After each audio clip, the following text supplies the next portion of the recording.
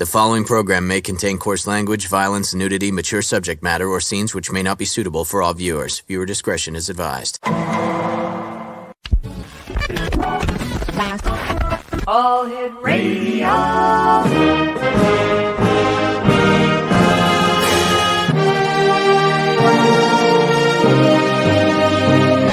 Welcome to the X Zone, a place where fact is fiction and fiction is reality. Now, here's your host, Rob McConnell.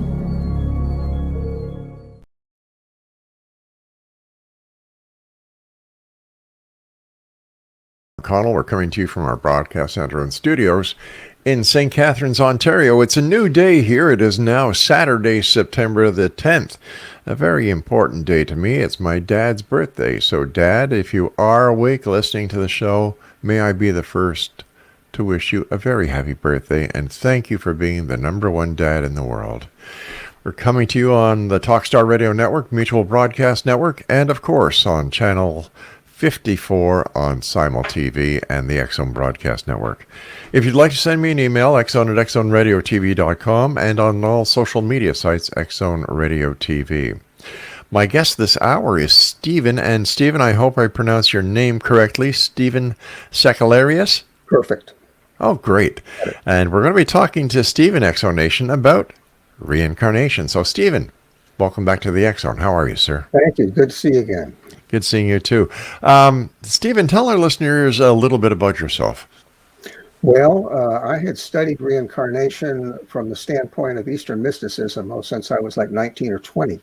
So I knew about it for a long time. I think I started right out of high school with the Bhagavad Gita, if I remember correctly. And I got a master's degree in counseling and kind of tried to put those two together. But then in 1997, I decided to do a documentary. And I didn't know what it was going to be about. I was starting a video company and I wanted to have some creative project. And I woke up one morning and it's going to be about reincarnation. I don't know how that got decided, but I knew. So it took me 5 years to put that together on a very sparse budget. And in the process of doing that, I learned about the Western research, Dr. Ian Stevenson and past life regression and things I'd never heard of before. And I learned of the best cases, the most strongly proved cases, and the best methods for proving them. And then a couple of years after I released that film, it's called In Another Life, Reincarnation in America. By the time I released it, 2 years later, I found what I thought was a past life of my own as a 19th century author. And I just kind of stumbled on his picture online, and I said, that's me, it's that simple. So I got a little information on him, but I really didn't start researching it in earnest until about 4 years later, 2009, is when I really started digging into it. And the more I dug, the more I found. Because this person, he was only supposed to have written one series, and he wasn't really supposed to have been that great a guy. And there wasn't anything that remarkable about him. And what I found was he was a literary genius. And I found over 2,700 of his published works by this time. We're talking 13 years later. Had a huge legacy. He was a child prodigy, started publishing in a major Boston newspaper at age 12. He was a spy for the anti-slavery movement, probably answering to William Lloyd Garrison. I didn't remember any of that. It just kind of came up gradually in my research. What I found that he did is fascinating. He, back then it was kind of dangerous to write to your supervisors and tell them who you'd contacted because the mail could get intercepted. They didn't have phones and so on. So he would write this column, like a travelogue, or actually several concurrently under different names. And it looked like a very frivolous kind of thing, but he would somehow work in the names of his contacts. So he was using this public travelogue to report back to people like William Lloyd Garrison as to who he had contacted. And if you know what to look for, you could see it. So that was interesting. But what I found that he had what I found that he had written was what really blew me away, because he was responsible for some works that are now famous, that are thought to have been written by other people. And I mean, I was just staying strictly rigorous with all of my research. If I found something that was unflattering, I'd report that. And if I found something that was particularly flattering, I'd just report that. Well, the stuff is so outrageously flattering that people assume that I'm just building up my ego, and I lose everybody. But I just keep putting it out there, whatever it is that I found, I put out there. What was it like when you discovered this and you were able to see the resemblance? You were able to associate with this person who, in all, was dead, and here you are alive. Well, what I found is, first off, my emotions are the same. They come right on through, and I believe this is true for everybody. So when I read about things, when he would talk about the death of his first wife, his soulmate, or grieve for her, 15, 20 years later, I felt all that, and when he would feel angry at his works being plagiarized, I'd feel that. When he would feel frustrated that he couldn't get anywhere, and his literary legacy was being lost, I would feel all of that. And sometimes there's a thing called bleed through, past life emotional bleed through, which I've seen in other cases. And for me, it wouldn't kick in for a few hours. I might read something that he'd written about one of these emotional topics, and I wouldn't feel it until maybe half a day later. I'd start feeling, say, very frustrated about my career or my situation. And, where is that coming from? And I realized, oh, that's because 4 hours later, I read this material, So all the emotions are right there. But when I first saw his picture, I looked into his eyes and I just felt it. I said, that's me. I know myself.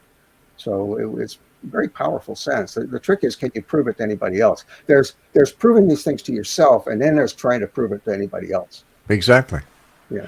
So how did you deal with the skepticism that others would feel about your claims? Well, in my case, 95% of the skepticism is just is like shutting me off and not getting back, snubbing, So how do you feel about that? Well, I try to take it just philosophically. It's frustrating. Sure. But then occasionally, if I get into Facebook groups, and it's understandable, if I'm, kind of attacking a group of people that strongly don't believe in whatever it is I'm trying to present, they start ridiculing, That's a little tougher to take. And the toughest thing is not to react, I mean, I have a thick enough skin at this point that I don't get terribly wounded, but you have to, what I do is I will argue with them to a point, 1, 2, 3 exchanges, and then I'll just break it off. Yeah. And that's enough. I don't want to get embroiled in this ongoing thing. So when you first realized that you were this person, how did you make the connection? Did you go through past life regression?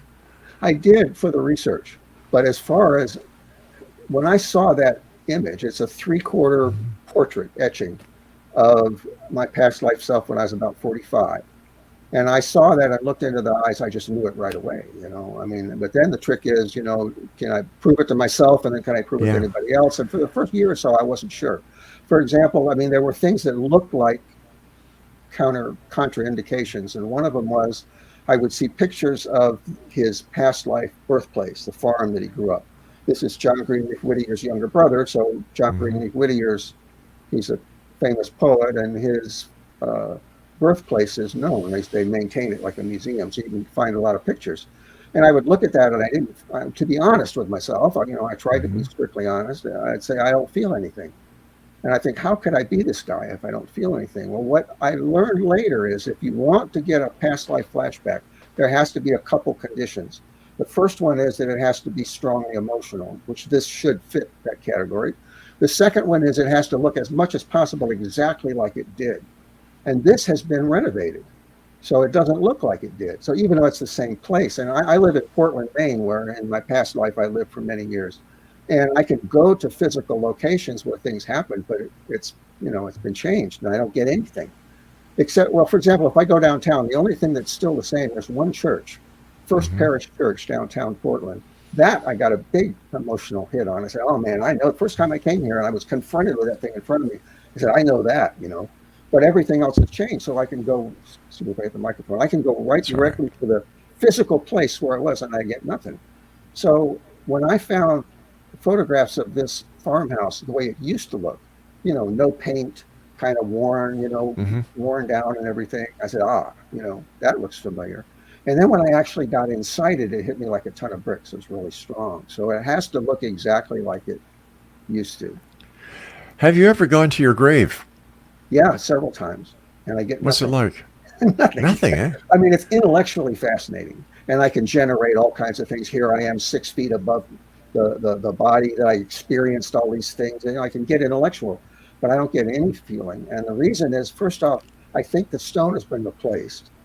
If he ever saw that from out of his body, he wouldn't have seen that stone in Right. that scene, And I'm not seeing anything that I ever saw, before. So again, those things, and there's plenty of emotion involved. Same thing happened when I went to the place where there was a hotel where he died. This is in East Boston. It's called Maverick Square, and there used to be something called the Maverick House. It was torn down in 1827 or something, and they put up a health center. It's about the same dimensions. It's 4 stories, and I went in it. I saw a couple, pieces of the old building and so on. And the only thing I got was that when I got out of the car, I felt some pain in my stomach, pressure in my stomach. And I'd forgotten that when I had the one of those hypnotic regressions, I remembered terrible pain, like I might have died of an ulcer or something, which is not Right. in the record, but that's what I remembered. So I could have been subconsciously remembering what I had remembered in the hypnotic session. I try to shoot down my own evidence, as much as I Sure. can. But still, I mean, I wasn't thinking about it. And I got out of the car, and that was what I felt. My stomach was not happy, and that was it, right? So I forget your original question, but I mean, it doesn't always happen, but past life bleed through can happen under the right circumstances. All right, stand by, Stephen. You and I have to take a short break. And Exonation, if you'd like to find out more about our guest this hour, Stephen's, let me see, SAKELLARIOS. Okay, great. Visit his website, goldthread.com. We'll be back on the other side of the short break. Don't go away.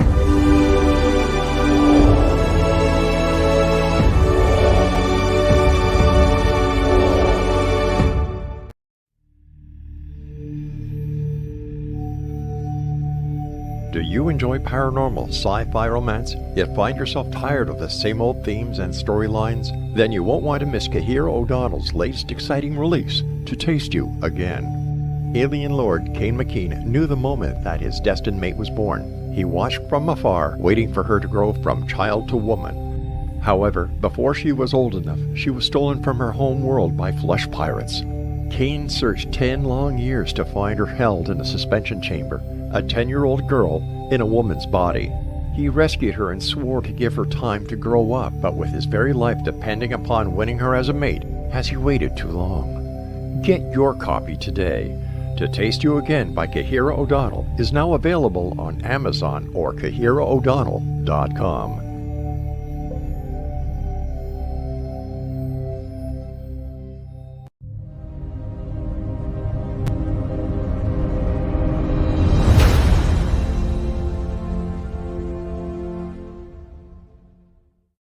Just before we rejoin Stephen, a couple of programming notes here, Exonation. Prior to Stephen coming on, we had Kevin Randall, and if you'd like to find out more about Kevin and his show, A Different Perspective, visit www.kevinrandall.blogspot.com. And for Mission Evolution, as well as Stairway to Heaven by Gwilda Wiyaka, go to www.missionevolution.org and www.stairwaytoheavenmedia.com. Stephen SAKELLARIOS is our special guest. We're talking about reincarnation. And Stephen, is reincarnation proof that the spirit or the soul lives on from one existence to the next existence, basically with the same person?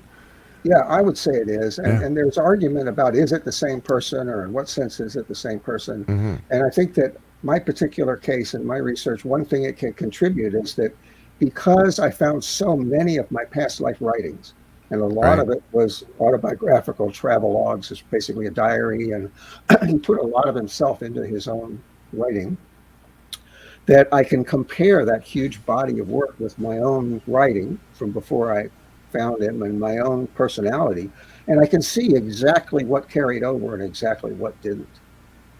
So as I said, emotions carry over. What I call the higher mind carries over, which is your values, your attitudes, your point of view, things, humor, things like that is all the same. What kind of research did you do?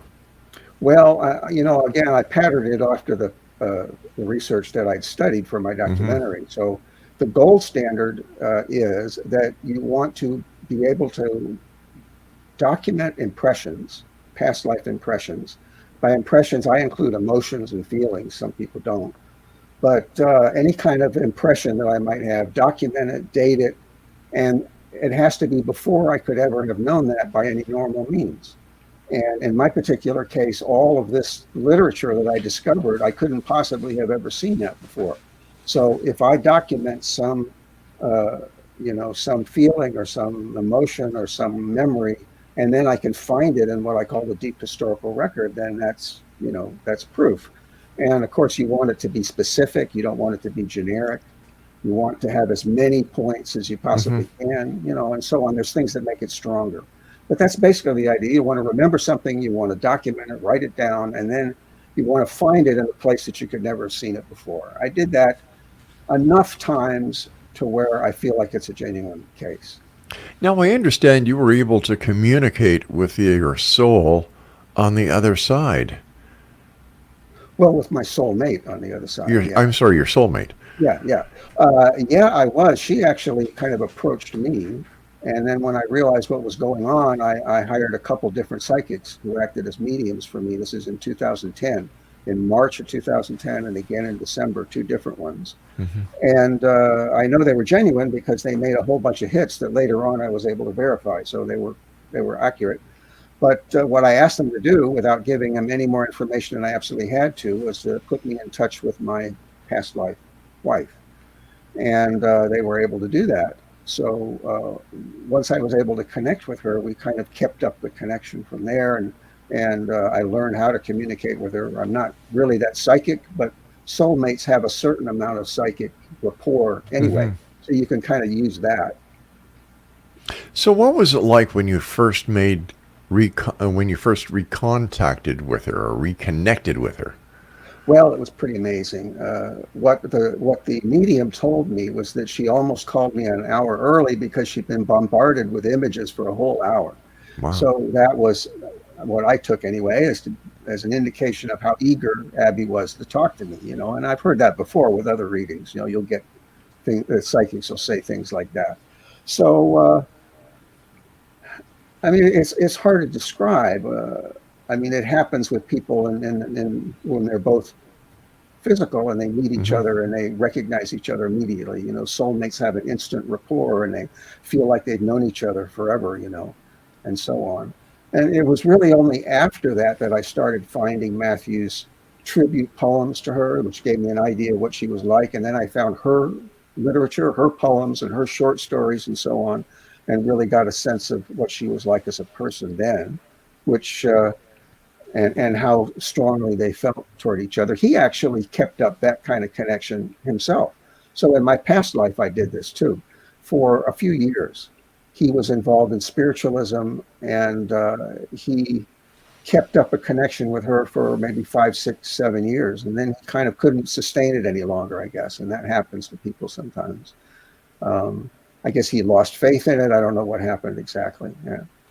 Do you have any marks on your body that you had in your previous life? Uh, Not that I know of, but I have a lot of the same physical complaints. Really? I know that Matthew had what he called dyspepsia. He talks about it from childhood even, and many times this comes up that he had, acid stomach or upset stomach or a weak stomach or whatever you want to call it. And I think he had an ulcer. Honestly, I think that's how he Yeah. died. But I've been fighting the same kinds of things. I also know he had insomnia. I've had that problem. He tended to push himself too hard, and I do that. But I mean, there's several health patterns that he struggled with that I'm also struggling with. How has having had past life regression and the reincarnation factors that you've talked about, how has this helped your present day life? Well, I tell you, it's patterns. Once you understand the patterns and you understand where they came from, Hmm. it's very liberating. I mean, things that used to be just you feel like you were oppressed by things you didn't understand that were happening to you, fate. Now the causes behind the fate are opened up, and you see the whole pattern, and you understand how you probably created this thing in past lives, and then you have a sense of maybe how to deal with it. So it gives you a sense of control, I think. I mean, in a sense. I mean, it makes sense. Suddenly, all these things that didn't make any sense make sense. Tell me about your movie, your documentary. Well, of course, like I said, I started it just to have something creative to do. Right. But when I got into it, I realized that, okay, first off, I don't want to talk about it as an idea. I don't want to talk about the history of the idea or the history of belief. I don't want to talk about it as a belief. I want to talk about it as a phenomenon. Right. So I want to start right out establishing that it's a phenomenon. So that's why I brought in the work of Dr. Ian Stevenson, because basically this is a real thing. He proved that we're talking about an actual thing. Then from there, I want to talk about how are Americans, in this case, it's Reincarnation America, it would apply to other countries, how are Americans encountering this actual real thing? So then there's 5 or 6 different ways, and that's what the documentary does, is go through one by one the different ways that people have found out about it. One of the poems that you wrote in your previous life was The Raven. Tell us about that. Well, when I had one of those past life regressions, this was not in my mind at all. And suddenly I seemed to be remembering a personal meeting with Edgar Allan Poe, who I knew almost nothing about. But it was like we were kind of dancing around each other, to kind of see what each other was made of. It wasn't like a potential friendship. It was kind of like sparring. And there was more things that I remembered, but I mean, that's how it came up. And then gradually, I learned Matthew's style, his meter, his rhythm, and his style. And as I learned more about Abby and got further into the relationship with her, and I saw more of Matthew's poems, including pieces that were written before then, because that was published in 1845. I just realized, my gosh, that's my poem. That's not Edgar Allan Poe, So I had asked one of the psychics about this business of having run into Edgar Allan Poe, and she said, you'll find the answer, but you'll have to look very deep into the historical record. So it took me years and years to dig into this thing, and I finally was able to prove it to my satisfaction. I think it's proved to anybody, but I can't get anybody to take it seriously. So I can't say that anybody has signed off on it, because nobody will take it seriously long enough to, or if they will, they won't get back to me. Because there's a huge amount of, in academia especially, they're very heavily invested in this, having been written by Edgar Allan Poe. There's, for example, the Raven Society, which is, in honor of Edgar Allan Poe. Yes. So they're very deeply invested in him having written The Raven, and so is everybody else. In Boston, there's a statue of him with a raven, and it goes on and on and on. And basically, that's like his claim to fame. That's what made him famous, especially as a poet. His detective stories and horror stories, that's something else. But as a poet, that's basically it. You take that away from him, and he basically doesn't have very much. See, so they're hugely invested in it, and it's very difficult to get anybody to take that seriously. But I'm convinced. I got like 18 points of evidence at this point. So, are you yourself a poet? I can't. It's like for Matthew, it just like, even poetry, I think he had to actually get over a little writer's block. But basically, he could just write just off the top of his head, and I can do that with my blog. But with poetry, I have to really sit down and make myself do it. But I can rise to the occasion if I have to. I have on a few occasions just to see if I could do it. Same with short stories and so on. Now you've studied Eastern. Eastern mysticism. Has the study of Eastern mysticism helped you to better understand the reincarnation aspect of existence? Well, yeah. I mean, I certainly had the theory before I ever started researching. I didn't have the research per se, but I had the teachings. And in a sense, other people who are involved in mysticism would see it as a sidetrack. I feel like it's important for me because I feel like I incarnated to kind of put my past life legacy back together. So there's that personal element. And then it also, I think, is very important for society, to Western society, to come to grips with this thing. Because without this, there's a huge gap, there's a huge hole, and people fill that hole with existentialism or with heaven and hell. There's all kinds of things they fill it with, but they're not adequate. They're not satisfying, and they're toxic, frankly. I mean, the whole idea of eternal hell is hugely toxic.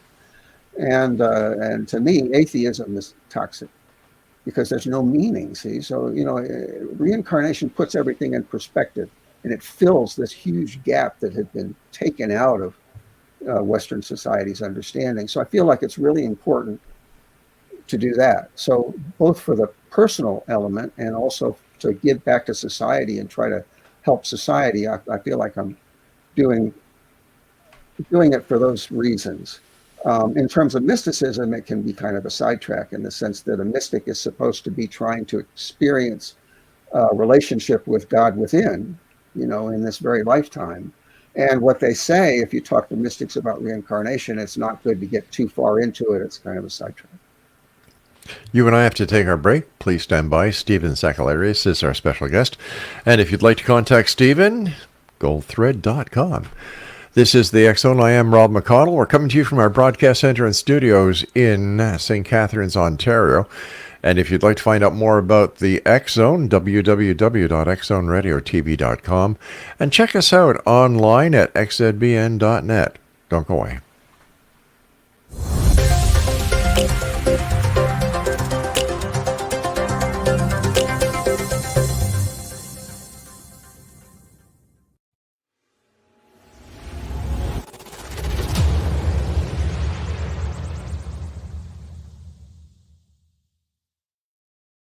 So I was watching the X Zone TV channel last night when I was abducted by aliens, and they kept repeating to me over and over again, simultv.com, simultv.com. What's simultv.com? That's what I asked them. They had it written on the side of their UFO. How do you spell that? UFO. No, I mean simultv.com. simultv.com. simultv.com. Right. simultv.com. Interesting that you were abducted by aliens in a simultv.com UFO last night. Oh, yeah? Yeah. Now that you mention it, I remember now last night I was awakened from a deep sleep. My great-grandmother was standing there. She said she come from the hereafter to tell me about simultv.com. She even spelled it out for me. simultv.com, sonny boy. simultv.com. simultv.com, sonny boy. Wow. Yeah. Guys, you'll never guess what my psychic guru just told me. simultv.com. Exactly. Are you guys psychic too? Of course. We all know about simultv.com. simultv.com.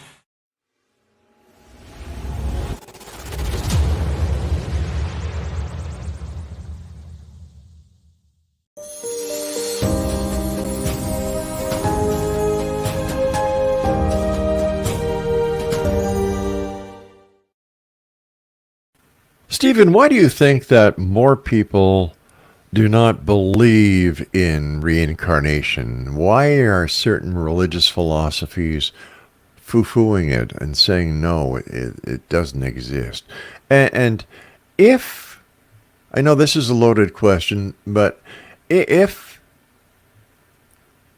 reincarnation was to be more widely accepted, because it would be proven to more people than enough, that would bring it into the mainstream realm of reality, how do you think this would affect society? Well, those are good questions. I don't know why reincarnation is the poor red-headed stepchild of the paranormal, but it is. Mm-hmm. Of all the paranormal topics, it's probably the least popular. And what I do know is that, of course, it means that you're not your physical body. And that's not all that popular an idea for a lot of people. But that you can get from near-death experiences. You can get that from mediumship, other things that are a lot more popular. You can get the same message there. But if you bring karma into it, and not everybody does, but it kind of follows, it means 100% accountability. And, yes, we had 100% accountability with heaven and hell. And we finally got that yoke thrown off. See, we, as a society, we've discredited religion. We've thrown that and good riddance to eternal hell, But we've got the idea now that we can do whatever we want. We can think whatever we want. We can indulge in whatever fantasy we want. And we can, basically, if we don't get arrested, we can do anything we want, and we're not accountable. There's no accountability, no cosmic accountability. Well, reincarnation brings that back, 100% cosmic accountability. See, so that's not very popular, So, you don't have to think in terms of sin, but the Eastern teachers say think in terms of error, and that was originally what sin was, as I understand. It was like missing the mark, It's like a you missed the bullseye, So suddenly that comes back. That's a guess. I don't really know. Now, as to if reincarnation was mainstream, and this works against what I'm trying to do, but the truth of the matter is, like I'll get into YouTube and I will look for videos that have to do with reincarnation, and I'll put links to my papers. This is one way that I try to get, use social media to get a toehold in there. And you see some pretty awful interpretations. I mean, they get worse and worse.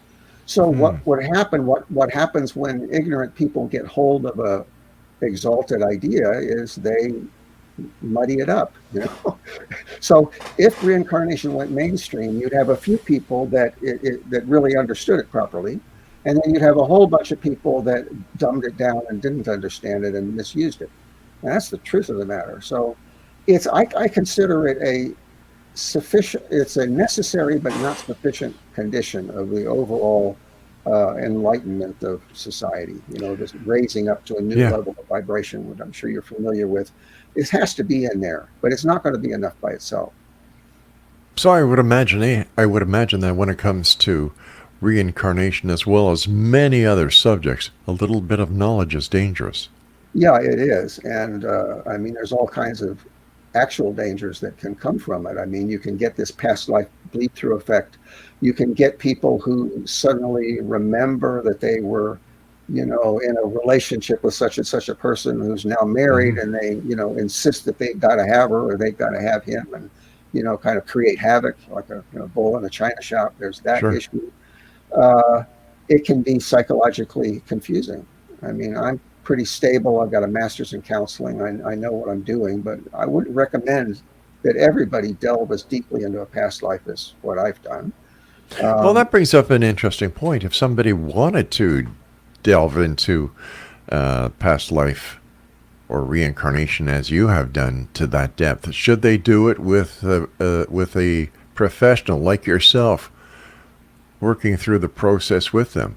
Well, I wouldn't take that on myself, that responsibility, but I think it depends on motive. Why are you doing it? If it's just out of curiosity, I'd be a little cautious about that. All right, taking on the responsibility, if somebody goes to a medium or a past life regressionist, are they not taking on the responsibility for this person when they actually start regressing them to the point where reincarnation has been proven to be this person? Yeah, of course they are. Now, there's some past life therapists that do it to, they can cure phobias, and I mean quickly, serious phobias, 2 or 3 sessions and it's gone, including physical effects. It's a tremendously powerful therapy tool. And this is for people where nothing else has worked, and, 2 or 3 sessions and they're cured, incredibly powerful.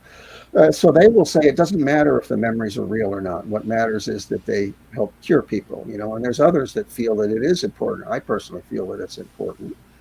But every once in a while, you'll get a past life therapy case where there's proof, there's evidence. There's cases where they remembered something that they couldn't possibly have known, and it was so specific, and there were so many of them that it's clear that they proved the actual past life. I don't know. There may be people that aren't really stable enough to handle that. I know for myself, I do sometimes feel confused. If I immerse myself in my past life writing, I get kind of confused as to who I am sometimes. Really? It makes me wonder, if we look at the Bible and the second coming of Christ, is this a reference to reincarnation? Well, I think that was a kind of a special case. And you can take it on a lot of different levels. You can, because first off, Christ is a spirit, and then Christ, the Spirit of Christ, or the spiritual entity of Christ, incarnates periodically, as I understand, into a person, as a person.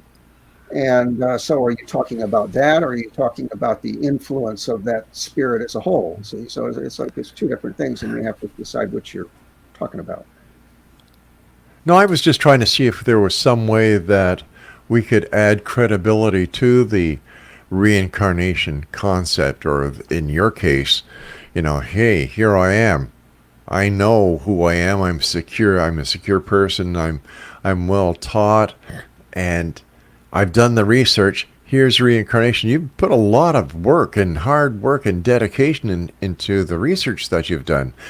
Whereas if we were to give an example of, Christ said that, the second coming of Christ is actually a reference, or could be perceived as a reference, to validate reincarnation.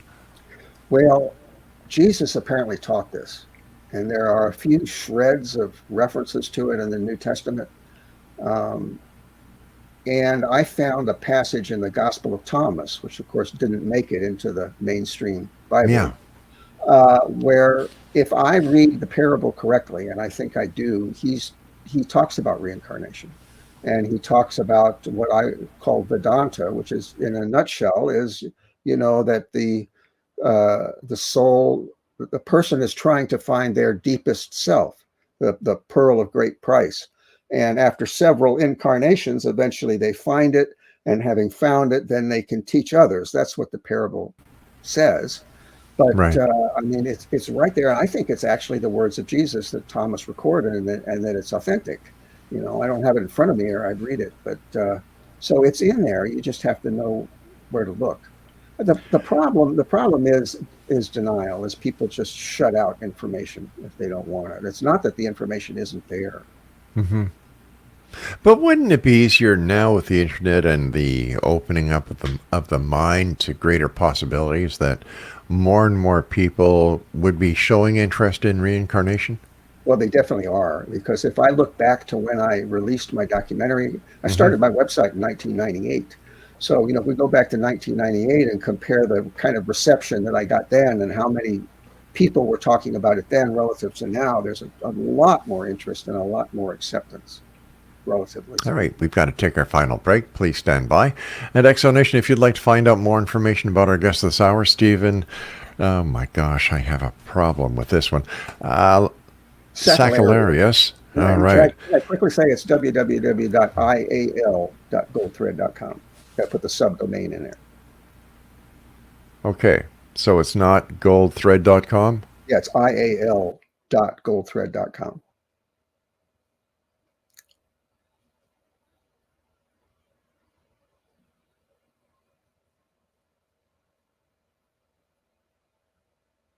In St. Catharines, Ontario, Canada.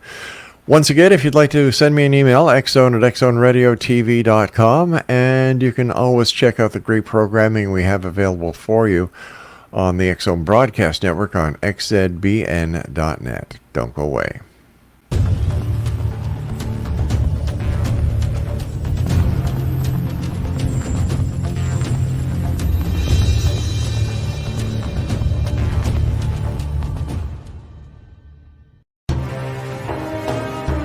To be accosted in her bed and abducted by aliens was the last thing Michelle expected. Yet the fateful morning of her destined death changed everything. Lord Lan Ramos, Alpha King of Vidar, the monstrous befanged alien looming over her bed, was her destined mate come to save her from certain death. He is a telepathic mute shifter. Can Michelle accept him and his animal? Once on Lan's home planet, Michelle becomes increasingly psychic, revealing her as the fabled Oracle of Vidar.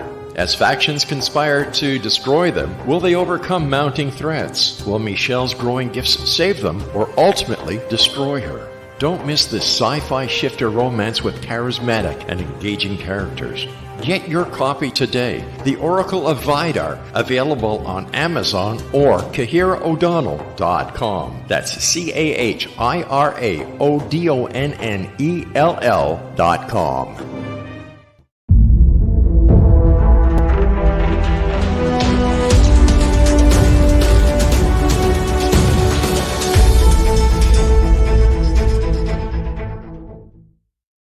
And welcome back. Stephen SAKELLARIOS is our special guest this hour. And Stephen, why have you stopped only at one past life or one reincarnation? Well, I do have intimations or feelings about other ones, but they're not possible to prove. I mean, it's that simple. They're too far back, or there's no way to identify that person. There's one that might even be more recent, and I haven't been able to identify that person. So I go with the one I can prove. Now, when you're doing the research into your past lives, do you do this through a medium? Well, I used the two, but I didn't use any more after that. What I did was I found a volunteer researcher, first of all, for the first year. And she lived pretty close to the area that Matthew had grown up in. And what she would do is she would find information and she would send it to me, and I would react to it. So she would send me, for example, a list of the men that Matthew worked with late in his life when he was in Boston. And I would read them, and I said, this one rings a bell. I really feel strongly about this one. And then we would research it, and we would find, was there some reason, why? Or I would, for example, there was one where I was looking up a newspaper that I knew that Matthew had written for, the Boston Chronotype, and I found the name of a man who had edited that, and there's a thumbnail in his name, and so I clicked on that thumbnail, and when it was a full-size picture, this was a portrait in profile, and I had an experience where he turned to me and he smiled, and I felt very strongly that was a very close friend. It was very strong feelings. And then I was able to prove that they worked together at the Boston Custom House for 14 years. I don't have anything that says they were friends, but they had a whole lot in common, and they were co-workers for 14 years. So it's a pretty safe bet that they were exactly what I felt. So that's the way the research proceeded. I would encounter some bit of information, and then I would document my reactions to that, any thoughts that came through or any feelings or whatever it was. And then as the research progressed, I'd see if I was right or not. And I tried to be very honest with myself, was I accurate or not? Now, when you communicate with your past, your past wife, I believe, right? Yeah, and I consider her my wife now. Oh, okay, your wife now. How do you do it? Through Medium, or do you have a technique that you've developed in order to do a direct contact? She taught me two methods, and the first one, and I've got it in a book, so I could go back to that book and look and tell you how it happened. But she taught me something kind of like dowsing, but with my fingers. So I would hang my hand, very loose, and then that would be yes, and that would be no, and that would be kind of you've asked the wrong question, or it's something else. Oh, I see. Just basic yes or no stuff. And of course, there's a lot of potential for me to be fooling myself in that, admittedly. But she was able to prove that it was real, and that she was real, especially the first few months, to the point where I trusted that it was actual. And the communication method is pretty accurate. She's pretty accurate. And then she taught me telepathy, which is and I've heard a lot of other mediums that express the same thing, but what I experience is what I call thought bursts. It's like a whole paragraph of thoughts in one burst. Apparently they're at a much faster rate of vibration up there. So, when you get something from them, and then you have to unpack, a whole bunch of information basically from that. And I wouldn't say that's as accurate, but I found it to be accurate at times. I take it with a little grain of salt. And then I try channeling her, and it's not like she takes over or anything. What I do is I try to tune in, and then I'll type stream of consciousness. I'm a very fast typist. And she says to just get rolling, talk about anything and just get rolling. And then if I start getting telepathic thoughts from her, I'll go from one to the next in a chain of association, right? And sometimes I can get off on a tangent and the whole thing is bogus, but there's been times I've had other people, I used to put it online as her journal, you know, and they say, oh, it's definitely channeling because, you know, when you go back and read it, that's not me, you know, that's her. How were you able to verify she is who she says she is and not just some mischievous spirit having fun at your expense? Well, I mean, there's feelings as well as thoughts that go with this. And the other thing, as I said, that I found a whole bunch of material where Matthew talked about her in tribute poetry, and I found her writing and so on. So I found a sense of who she was well after we'd been communicating. So I can recognize, yeah, that's the same person I've been communicating with. There was one case in which I can't prove it. And that was all of a sudden, I don't know why I had this impulse, but I just put out my arms and I said, come to me, like that. Right. And I felt, I've heard other people describe this, but it was an electric presence, tangible, you know, like static electricity, but, you know, all up and down my whole body. And it was like, as long as I held my arms out, which might have been 20 seconds or 30 seconds, right, you know, I felt that. And I felt the personality with it, you know. Now, I can't prove that that wasn't some other spirit. You know, it's the only time that ever happened. I've gotten what I call electric kisses, where I'll feel a like electric sensation on my forehead or, you know, the top of my head or whatever. And I'm pretty sure that's her. But this one case, it was so tangible, and it's almost like, I think there's certain things they're permitted to do and certain things they're not permitted to do with people on Earth. And responsive things are not necessarily permitted. You know, in other words, I'm going to count to 3 and I want you to do such and such. I've had a couple experiences like that, but very few. This was responsive. I put my arms out. I felt this presence, you know. It was definitely not a coincidence. And there was another instance like that where I had 2 cats at the time, and they started looking at, you know, in one part of the room. And I said, well, that must be Abby sitting there. And so I said, Abby, if that's you, move to the other side of the room. And the cats went like that. Wow. You know, responsive. But it's almost like you're not supposed to, I don't think they're supposed to do responsive things if they don't have permission. You know, that's just my feeling about it. So it's been pretty rare that she did stuff like that, more in the early part. Has she ever tried to manifest her image so that you could actually see her? I had a visitation dream, with her, and that was early on. And we were driving in something like the Holland Tunnel. I was driving, and it was probably symbolic. My mind created the Holland Tunnel, and we were in the tunnel between worlds. And she was the passenger, and we had a long conversation. I got a very good look at her. I don't know what we said, but toward the end, I turned to her, and suddenly I was becoming lucid. You know, I was starting to wake up. And I said, you know, you're not a real girl. I'm making you up. I'm imagining you. And she said, oh, is that so? And then I woke up, see? Well, I knew what I had just seen. So I got on Google immediately, and I went to images, and I downloaded like 13 images, 12 because 2 were the same, of women that looked kind of like her in one way or another. And it was 2 weeks later that I found her historical portrait. And I wish I could show you. You know, I have no copyright permission for those images, but they're very close. Some of them are remarkably close. You know, so that was proof basically that visitation dream was real. But she hasn't like appeared in the room or anything like that. And I've told her I want that. And I think she said, oh, you'd probably have a heart attack, you know, if I did that. But anyway, for some reason, either it's too much energy, she doesn't have permission or whatever, but she hasn't done that. She manifests electrically, but not like physically. Now, if Stephen, I had a medium, that might be a different story. Yeah. Stephen, we're coming down to the final couple of minutes of the show.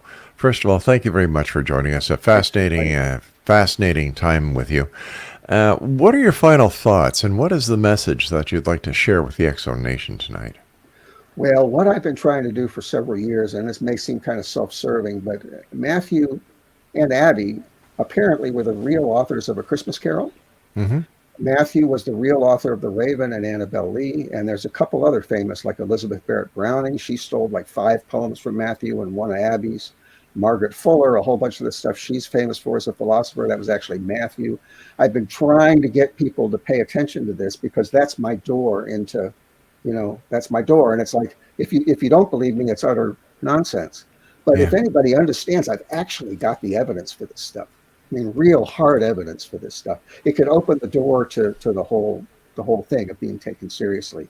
That's my entrance into academia, into society, to try to get my work out there in a way that people pay attention to it. So it's kind of like, they're going to ignore me until they don't. And if they don't, the whole thing's going to blow wide open, basically.